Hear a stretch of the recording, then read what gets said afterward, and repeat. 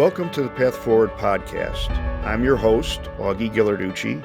We do this every 2 weeks, and we are sponsored by U-Turn Health and Second Opportunity.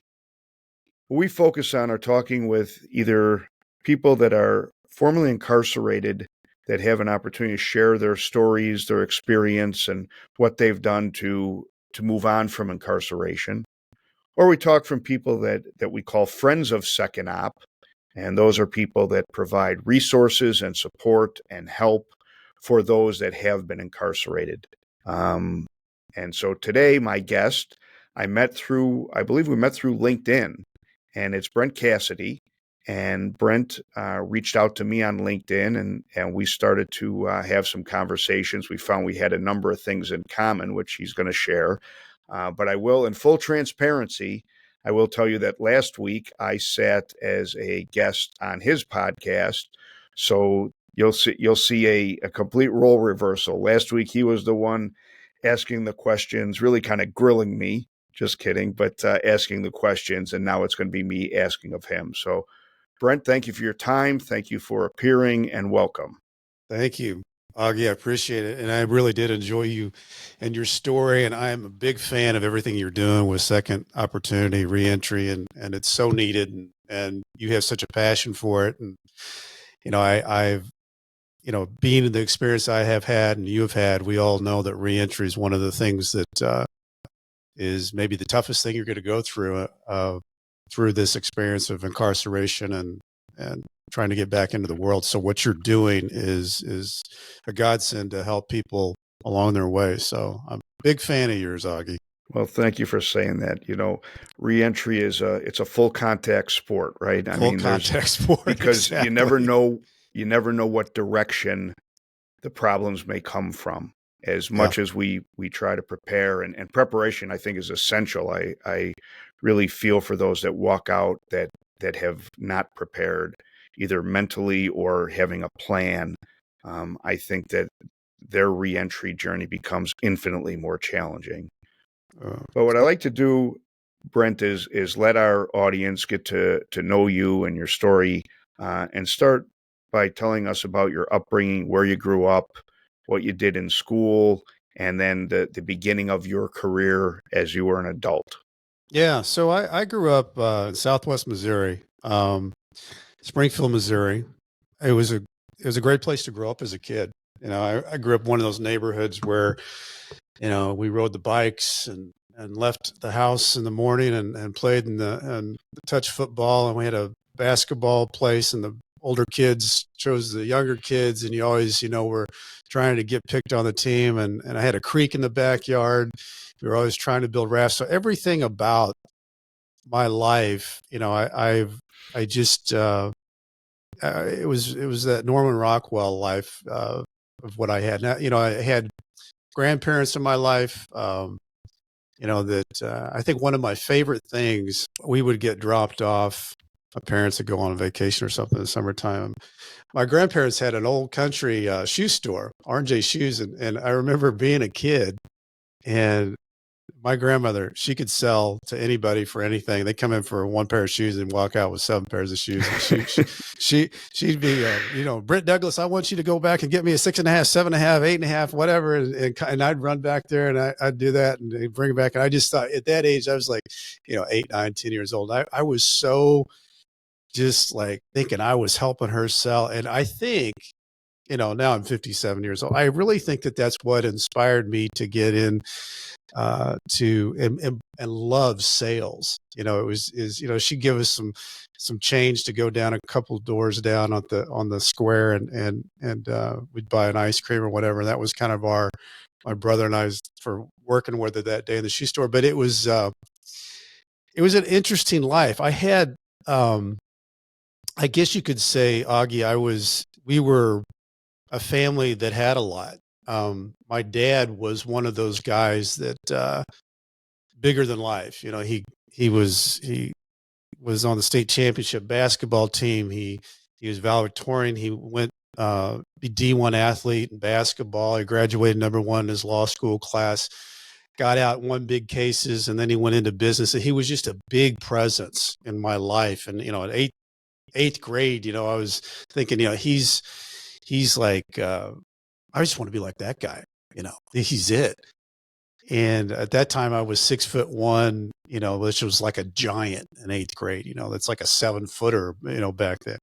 So I was dominating in sports and loved sports. I was, always played basketball and football and baseball. And one night my dad came to me and he said, he called my brother and I in when I'm saying I'm living this life that every kid would want to live. And he says, boys, he said, I've gotten myself in trouble with the bank I own. And he said, I told them that they could run the government and I'd run the bank, and it's gone from bad to worse. Thinking about, and I'm going to get this all behind us and do a plea bargain. I'm thinking to myself, Augie, is, oh my gosh, I'm not even hearing the words coming out. How in the world is the guy that has the golden touch, the guy that, I want to be just like him, is telling me he's talking about a federal plea bargain and prison time? It was one of those moments in my life where it was just a complete shock. You just, a wow moment. And my whole life changed. We went from Springfield, moved to St. Louis. And, I remember going to visit him the first time. And, we were driving, he was Marion Prison. We were driving down Prison Road.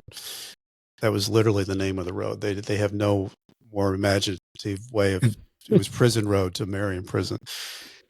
We came to the fork in the road, and one side to the right was the big towers, with the rifles and the barbed wire and the ominous looking place. And to the left was the prison camp parking lot. We walked up and I was thinking, as you would as a kid, I was 15 years old then. And I was thinking, I can't believe we're this family going to visit my dad here. And walking in, we fill out the paperwork and I sit down, and then there's those things that go through your mind is, I hope he's okay. I hope he hasn't turned into some kind of prison creature, whatever that is. And he comes around the corner and, big smile on his face, like always. And we have a great visit. And I remember after that visit, walking out down that prison sidewalk, looking back over my shoulder, thinking, you know what? No matter what happens in my life, no matter what I do, I'll never find myself in a place like this. Interestingly enough, 35 years later, I am driving down that same prison road, Marion Prison.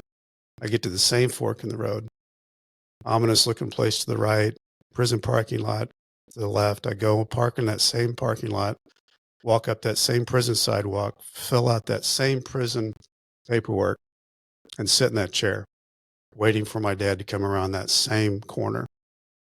Except this time I've just served 3 years in Leavenworth prison. And, I look back on my life and think, how in the world did that happen? How in the world did something like that happen? Yeah, it's I have those conversations myself every day. And, this goes back, my case started, it was in 1996. So it's been many years, and every day I think the same thing. How did I make those decisions? What did I do to put myself into that situation? And I'll be honest, I've been out 7 years, and I just, I don't think it goes away. It's not as intense. I still have recurring nightmares. I say this without shame. Still have recurring nightmares, every month or so. That they're always different, but they always end the same way. I'm in handcuffs going back to prison. Oh yeah. And it messes me up for the next day. When I do get out of bed, I'm carrying that around with me, that whole feeling, and whatever you want to call it, trauma. But it certainly doesn't just go away because I'm no longer there.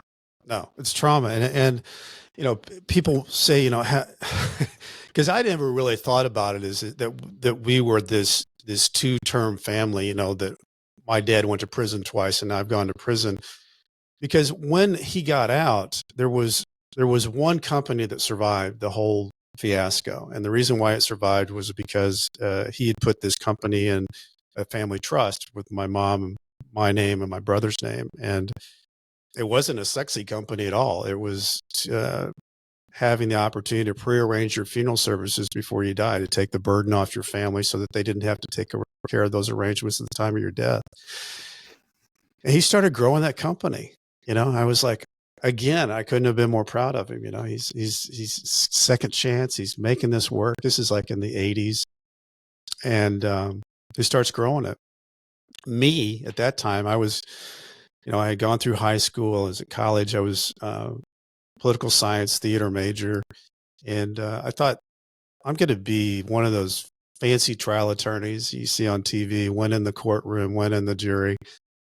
And so I did all that. And I took the theater just because I thought it would be good for, to have that for being in the courtroom. So it was all I thought that I was going to do after I, wasn't going to be a professional basketball player in the NBA, because I never grew and never got any better. But that could generally be a stumbling block, right? It was a big, I peaked too soon. I could say that. But I had this issue. I graduated with a 3.4 in college. So I wasn't a 4.0 student. I wasn't setting the world on fire, but I was okay. But the thing I had a really hard time with was taking standardized tests. And I just don't know what it was. I always blamed it on being left-handed, but I've met a lot of really smart left-handed attorneys when they got past the LSAT. I had a really tough time with the pre-testing and everything else. And so I had to really figure out a different path for me. Because that was my path. That was my goal. And I was a very goal-oriented guy. And I had sold over the summertime, and I was pretty good at sales. And it felt to me like sales was like sports to me. It had a scoreboard. You won, you lost with the sale, and it felt very similar to the way I kind of grown up in my life. So I decided, you know what? I like the sales thing. Went and talked to my dad and said, I'm thinking about the sales thing. And with NPS, which was National Pre-Arranged Services at the time, my dad, always my biggest cheerleader, said, "Oh my God, Brent, you'd be great." He said, "Our company needs a guy like you. You'd be." I said, "Dad, just slow down." I said, "The thing is," I said, you carry such a big shadow around here." I said, "Is there anywhere I could go just to pass fail? Just me, Brent Cassity, just out of the headquarters of here?" And he said, "Well, yeah, Brent." He said, "We just opened up Austin, Texas, and we've got Harold Funeral Home down there." He said, "You could go try that out." And I was, 22, 23 years old, just Austin, Texas, signed me up. So I packed up, went, and Augie, it worked. I loved it. I was building the team. And it was fun. And so that team ended up we had the big national contest. That team won every division, and Dad couldn't have been more proud, and I couldn't have been more relieved that, after the law school fiasco, that I had found something that I thought I was good at. And at 25 years old, we had gotten to the point that the company was big enough that we had an insurance company that funded those pre-need contracts. I had absolutely no interest in insurance, even though I, on paper, owned one because the trust owned everything. But Dad said, "Why don't you run the sales? And, I'll do all the stuff I like doing with the investments and the insurance company and so on." And so away we went. We went from 3 states to 25 states, and it was a ride. And I was a young kid, 25 years old. And my brother later came into the business, and we created kind of a sexy company for the funeral business, cemetery business, funeral industry. We began taping people's lives, and so that, and started buying cemeteries, so that when you went to see your grandmother, your grandpa, that you just didn't get a name, date of birth, date of death, but you got to see on a touchscreen console their life, and it was all in chapters of how they lived their life. So we were introducing, one generation to the next, and it got tons of media attention because we were these young kids, rebels, I guess you'd say, in the industry that was doing something different that hadn't happened in the last 100 years in this business, the funeral industry. And we were covered in the front page of the Wall Street Journal, Fortune, Forbes, CNN, HBO even did a documentary, The Young and the Dead. So we were really rolling. And I always say that, success success and risk can cause blind spots. And At the time I was 40 years old, Augie, I felt like I was at the top of the mountain. And that's when it hit. I was literally at the gas station filling up my car, and at this time of my life, the kids are in private schools, and my golf game's getting better. I've got a vacation home that I love to go to in the summertime, and I'm loving life. And I get this call from the president of our insurance company. He says, "Brent, I just got off the strangest phone call with a lady from the investigative division in Ohio that says she's got information that's going to bring our company down." And I mean, like a cold chill went up my spine, because I had felt this feeling when Dad told me this back when I was 14, 15 years old. And from that day forward, we went on a 6-year journey of just a nightmare. And the genesis of it started with, we reinsured our business out from our insurance company with the largest reinsurance company in the world out of Germany. And they came back and wanted to do a renegotiate the reinsurance agreement. And my dad, being the guy he was, being the smartest guy in the room that, graduated number one in his class, looked at the contract and said, "No, hell no, it's not in the contract." And away we went on an arbitration, which an arbitration is very common in insurance. It's not very common to go into it with a company that's the size of a country to a little company. And I'm sure they thought we can just bleed this company out.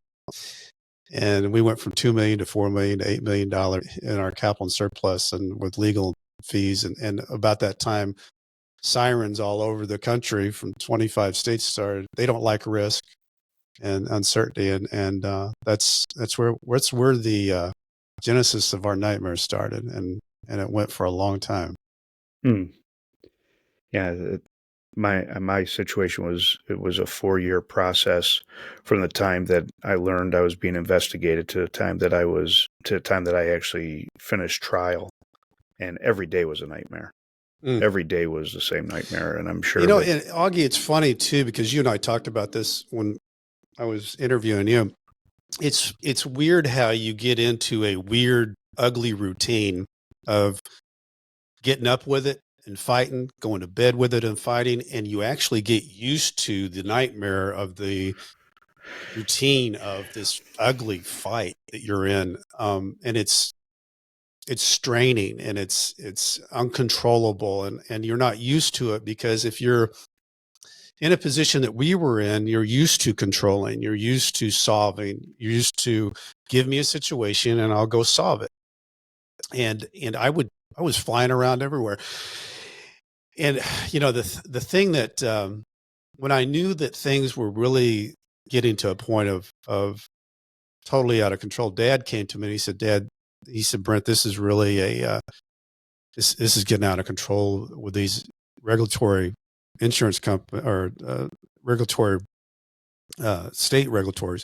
He said, "I can't go talk to him because of my record." He said, but he said, "I really think you'd be a good voice to step in and tell him what's going on, how it's going on." And my first thought, Augie, is that my arrogance of the situation was, I told you I own this insurance company, and I did. Did I pay any attention to it? No.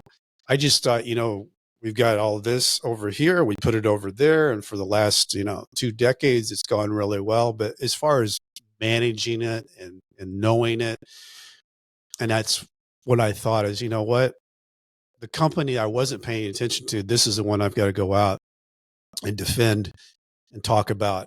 And I did. I mean, I was tutored up, and I went out and defended every single thing that we did in all of these different regulatory environments. And there were times that I thought that I had solved it. There were meetings that I had that I thought that we were going to survive. And like you said, it just gets bigger. And once they attach themselves to you, it's like they're sucking the blood out of you and the dollars, and it just gets bigger and wider and deeper. So you went to Leavenworth, right? Yeah. In Kansas. Yeah. And you were there for about 3 years? Yeah.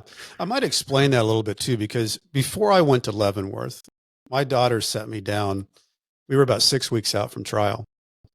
And I had been in this ugly routine. And quite honestly, Augie, I was just thinking I was going to go to trial. And my daughters and my wife sat me down and they said, Dad, there's no possible way that you can go to trial. This has been a tsunami of bad. They stack these charges. It's hundreds of years, we'll lose you forever if you go in there. And there was one charge that I couldn't get away from, Augie, when that was allowing an ex-felon to work in the business of insurance, which was a law that in 1994 they had passed.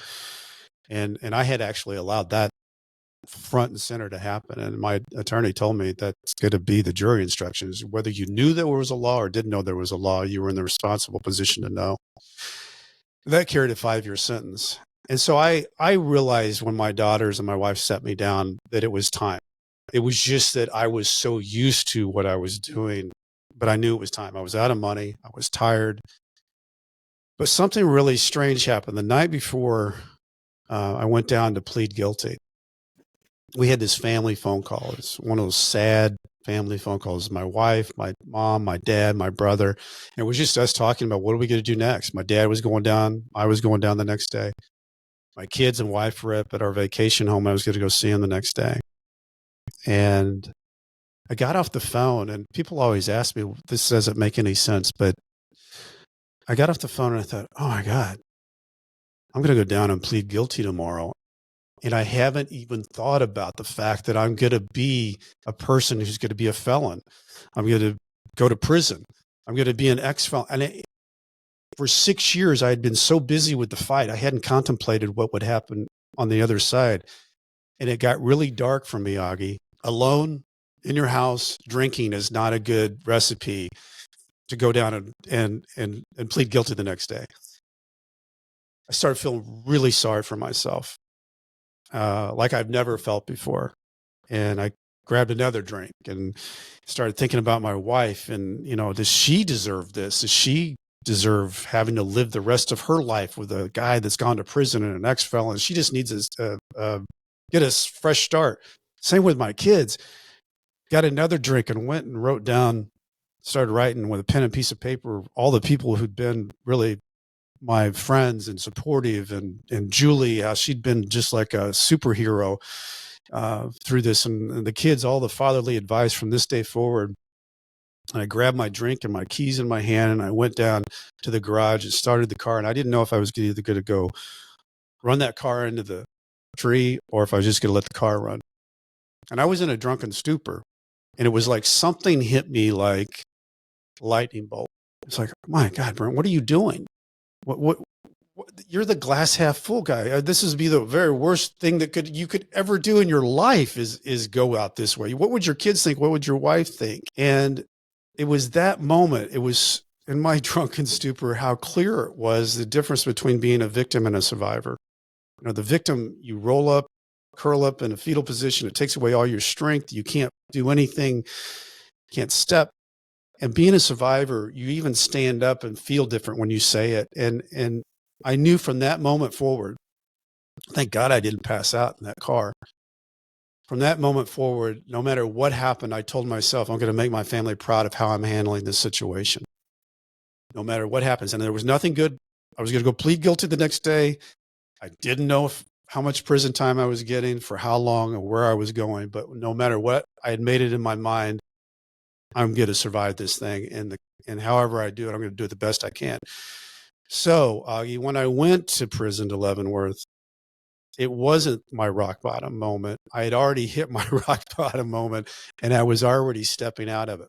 But I got to tell you, when I was at that fence, I was scared. I was thinking the very worst thoughts that people think. Mm-hmm. And I guess the biggest thing I learned that day is nothing is as bad as your mind makes it out to be, not even prison. And I hope I carry that with me all the time, because stepping into that world, the unknown world, I often think about that time standing there at that gate, because I knew that my wife and my mom and my brother and everything I loved was behind me, that I knew, and that everything I was staring at in front of me was the unknown. And I knew that I'd talked myself into, even though it was the unknown, I had to step into it and survive it. And It's you find out that you can pretty much adapt to anything once you go through what you and I have gone through, Augie. You went through it a lot longer than I did, but as you step into the unknown, you can adapt and survive as long as you're stepping. Yeah, I think that the human condition to overcome these types of things, I think it's there. I think we just have to be able to find it. Yeah. And I know that many people right now that are looking at this are on the inside. And man, I'll tell you, I had days that I would think this is never going to end. This is never going to end. I've done 5 years and I still have 8 to go. I've done 8 years and I still have 5 to go. I mean, it felt like there was no finish line. But you know, I think that we learn how to adapt. We learn how to survive. And I think it makes us, truly, I think it makes us better people and stronger people, because I became familiar with different cultures, customs, backgrounds that make me better, that help me to understand things that there's no way I would have understood it if I didn't live it. And I think that that's one of the things I take with me every day, is that I'm probably not the person that when somebody first sees me today, I'm probably not the person they think I am, because of the experiences I've had and how valuable they are in helping me to live what I think is a better life. No, it's so true. I feel like the perspective that we get, Augie, is something that I hope we don't lose, because it's that profound gratitude of understanding people better, appreciate your moments more, and those things that I did. So not that I didn't love my family so much, and I wasn't having the time that I was having before all this happened, but I experience it differently and I see people differently. And I hope that doesn't leave me. I'm 7 years removed from this, and I feel it still. I do. I'd like to spend just a couple of minutes talking about what you're doing today and what you can attribute to your time away, if anything, that you worked on or developed while you were away that has helped you to move forward in the way that you have. Yeah. So there was a few things, and you know, I was not a guy that looked at the prison as I remember this. When the very first night I was there, I was on the top bunk. I'm looking out and I see the whole lit up, you know, penitentiary of Leavenworth. And I'm just thinking, wow, it's been 6 years of this. And here I am. I'm at the top bunk of Leavenworth. After all this time, here I am. What am I going to do now? Yeah. And my bunkmate had given me a pen and a piece of paper. And there was some light coming through from the bathroom. And I just decided, you know, I'm going to write down some goals for prison here. And it's what I'd always done ever since I was a kid. And I started writing down things I wanted to accomplish while I was here that would help me as I got out. And I put that pen and paper down, and I just felt different. I felt better, and I felt like more grounded, stable. And I worked on, I was gonna get in the best shape of my life. I was gonna read the most books that I ever read. I was gonna get the best prison job I could get, and when I was gonna read and do, I was gonna focus on things that maybe I hadn't read and done before, that would help me as I stepped through the next phase of my life. And there was a lot of different things that I did, that were structured in a way. One is that my daughter, she made a calendar every year, and it had our family pictures on it. And so one of my routines when I went to bed at night was I would write in that little box in the calendar my win for the day. And I know a lot of people say, you know, how do you have a win for the day in prison? Well, maybe I got forklift certified that day. Maybe I had a great talk with my wife, maybe, with my kids, whatever it was. And I'd write that win down for the day. And if I didn't have a good day, which is some days you can have really bad days in prison. I would let myself have a no good, very bad day all the way to my toes bad. And I'd write that in there. But there was a mind hack that I did. I would never allow myself to fill in 2 boxes of bad, because I was afraid that if I filled in 2 boxes of bad, that could turn into a bad week, a bad month, a bad year. And I was totally lost to institutionalized Brent, even though I did get a little institutionalized, but I didn't want to turn into prison Brent. And that was one of the things that I remember. And it also helped me on the end of the day that, if I would think that I've got a 5-year sentence and I've got, I'm only 6 months into this thing, it was too big. It was too overwhelming. What I could manage was the day. I couldn't manage yesterday. I couldn't manage going forward, but I could manage the day. And I really tried to focus on that. The other thing that I found too, Augie, when I was in, some of the things that I did, because I didn't go in anonymous. I mean, I was on the news before I ever got in there, because our case was big enough. These guys were watching me on the news before I was in. So they knew who I was. I unfortunately was on American Greed midway through my prison sentence with 435 guys. And luckily that wasn't as bad as I thought it was going to be. But I went into RDAP and I found, that a lot of these guys were really seeking, especially when we got into the planning and goal setting of your life and getting out. And I remember me and another guy, Michael Hughes, put on this class for RDAP, and guys came up to us afterwards. They said, Britt, could you help me with that? Could you help me do that? What you just talked, like, for me, can you help me? And I loved doing it, Augie, because it was what I used to do. I used to sit down with our guys at our company, and we would go through this and plan it all out. And then you'd have these, these small wins, and you'd win, and you get some momentum. And that was one of the most fulfilling things I had when I was going through my prison sentence, was helping these guys kind of set themselves into not wasting their time, but starting their time now to get ready to get out. And I remember walking the fence of Leavenworth, thinking to myself, I've always wanted to make a difference in life. I've always wanted to do whatever I'm doing. I always told my kids, whatever you do, just make a difference, whatever it is you're doing. But I was thinking to myself, I'm at rock bottom, walking the fence of Leavenworth. Will I ever be able to make a difference again in life? And I really worked very, very hard to find my center, my passion as I was getting out, not to just get sidelined into something, because you do have to start something when you get out, but it doesn't have to be your career. But, when I got out, I went back to a job that I thought was going to be a good job with this dealership that my friend owned. And in a year's time, it went out of business. They lost their floor plan. And all of a sudden, my wife was working there. We were driving, demo cars, and we were both unemployed and both out of it.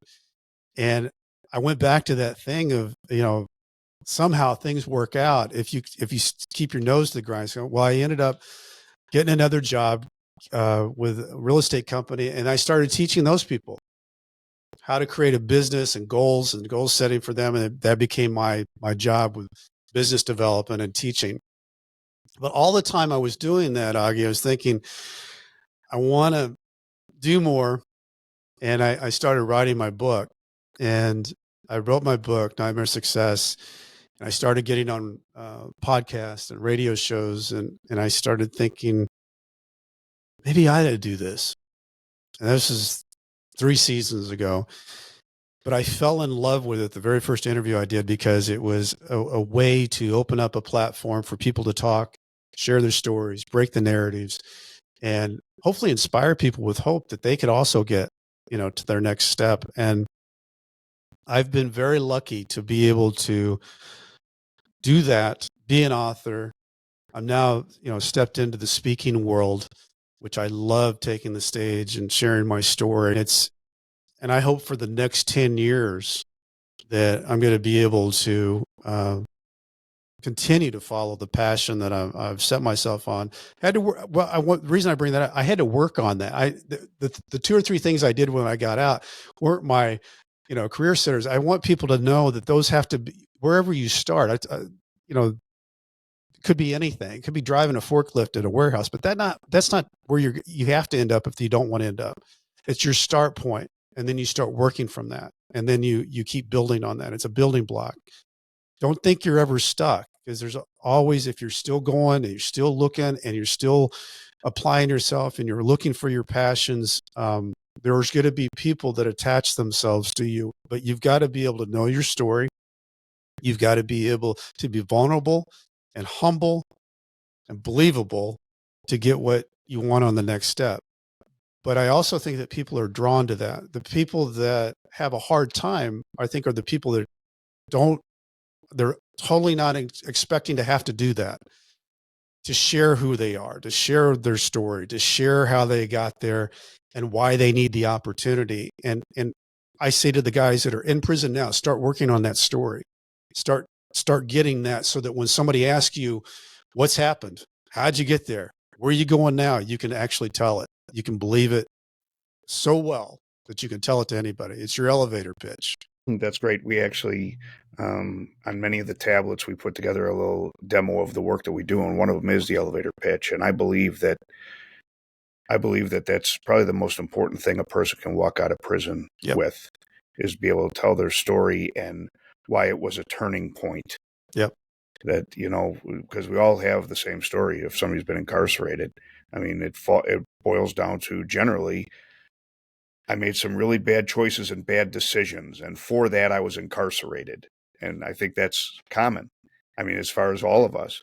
But the question is, why am I different today? What have I done to learn from this and move on with my life? And, Right. and if we can't walk out of there being able to tell that, then I think we have a real issue. And that's one of those things that, I worked on mine well before second opportunity was even on the horizon.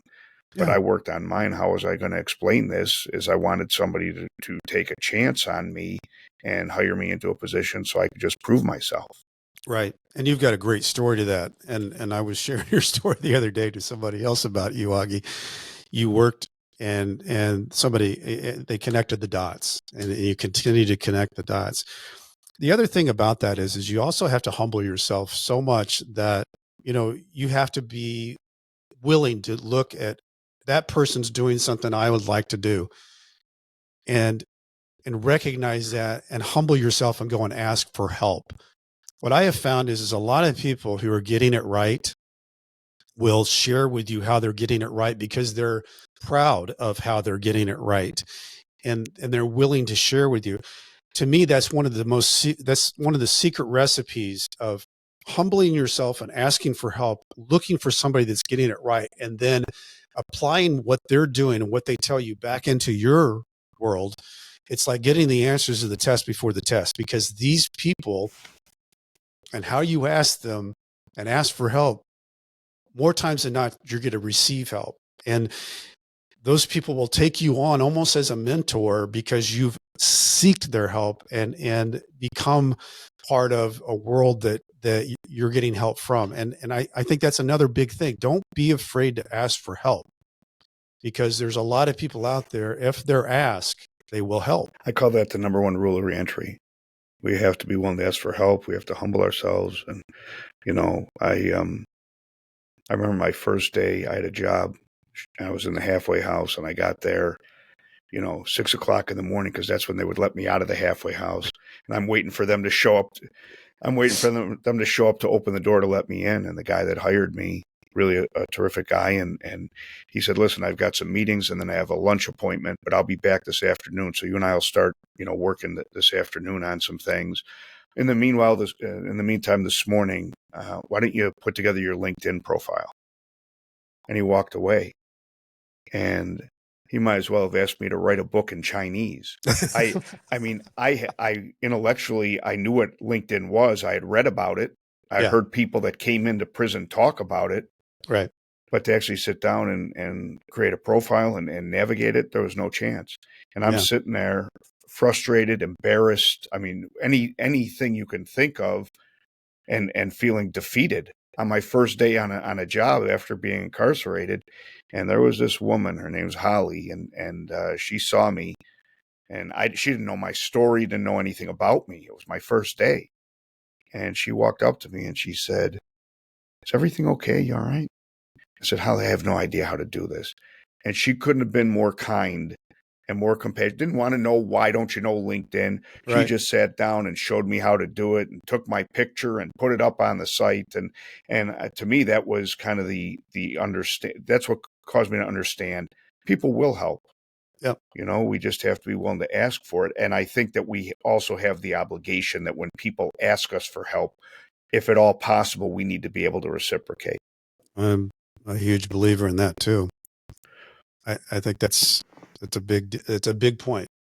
This was great. I really enjoyed it. It was a great conversation. You got into a lot of things that are messages, I think, that are not only appropriate but necessary for those on the inside. You shared your story of being at the top in the field that you were in and feeling like, at age 40 you were king of your domain, and then the fall from that, and how you were able to navigate through that to be where you are today. So once again, I'd like you to, because we also are on all the traditional podcast channels that are listened to by family members of those that are incarcerated. So once again, share the information about your book and your podcast so that if anybody on the outside wants to engage, they can do so. I appreciate that opportunity, Augie. So my book, Nightmare Success, you can get that. You can get it at Amazon, Barnes and Noble, and the podcast Nightmare Success In and Out. It's heard on all platforms. So you all you have to do is wherever you listen to your podcast, you can just type it in. And it also goes on the inside on the Adobo platform. So my belief is, Augie, as many of these stories as we can get inside is the most important thing. Well, that's great. And I'm sure with the Adobo platform, since we're on there too, we're going to confuse people, that they're going to see that it's We're all you trying. talking. Yeah. So this is great. I appreciate your time. I appreciate you taking the time and the initiative to reach out on LinkedIn so that we could meet each other.